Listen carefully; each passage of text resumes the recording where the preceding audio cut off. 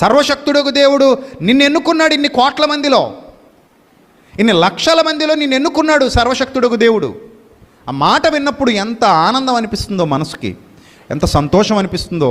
ఉండగలమా దేవుని పని చేయకుండా? అప్పుడు ఉండగలమా దేవుని పనికి దూరంగా? ఉండగలమా దేవుని కార్యాలు జరిగించకుండా? లేదే, ఉండలేం.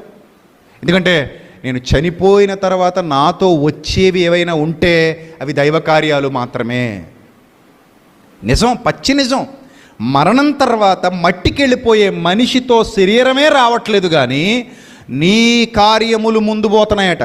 ఎంత విచిత్రం అంటే, నువ్వు ఇంకా ఇక్కడే ఉంటావు, కానీ నీ భక్తి కార్యాలు ముందు వెళ్ళిపోతాయి. కొర్నేలు సందర్భం చదవండి, అర్థమైపోద్ది. ఏది వెళ్ళింది ముందు? కొర్నేలు వెళ్ళాడా పరలోకానికి? ఆయన కార్యాలు వెళ్ళాయా? అబ్బా, ఎంత బాగుందో చూసారా? అంటే మనం వెళ్లకుండానే మన ప్రార్థన, మన భక్తి కార్యాలు, మన సత్కార్యాలు ఎక్కడికి వెళ్ళిపోతాయి?